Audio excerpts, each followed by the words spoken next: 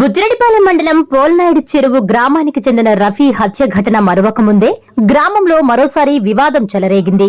రఫీ సమీప బంధువైన యజ్దాని అనే వ్యక్తిపై అదే గ్రామానికి చెందిన కొందరు దాడికి తెగబడ్డారు. ఈ దాడిలో గాయపడిన యజ్దానిని బంధువులు ఆస్పత్రికి తరలించారు.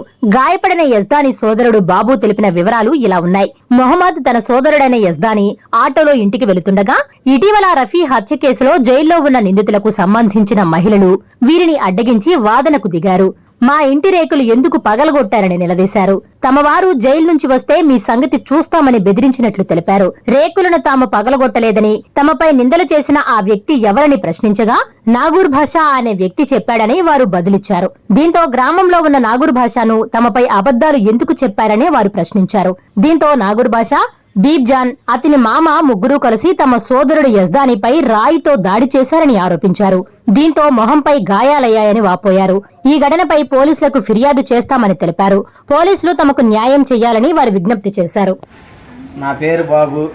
నేను పని ముగించుకొని ఇంటికి పోయే సమయంలో మళ్ళీ కాడ ఆటో ఆగి తినడానికి తీసుకుంటుంటే పాప వాళ్ళకి మా తమ్ముడు యజ్దాని, మొహమ్మద్ అనే అబ్బాయి ఇద్దరు అవపడ్డాడు. ఏమరా ఇట్లా ఉన్నారంటే, అన్న రఫీ హత్య కేసులో వాళ్ళ నిందితులు లేదా వాళ్ళ అమ్మ వాళ్ళు మా రేకులు పగలు కొట్టారు, మీరే కదా అని అడిగారు.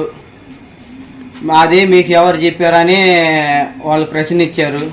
ప్రశ్నించగా నాగూర్ భాష అనే వ్యక్తి చెప్పాడు అని చెప్తే, ఏమంటే మా కొడుకులు బయటికి రాని మీ అంతు తేలేస్తాం అని చెప్పారు.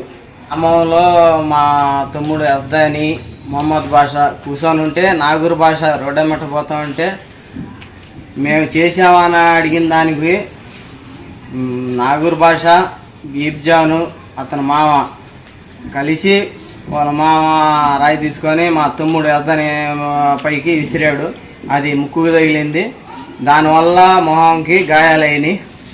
దానివల్ల మా తమ్ముడు హాస్పిటల్లో ఉన్నాడు. దానికి ఏ న్యాయం చేస్తారో చేయండి.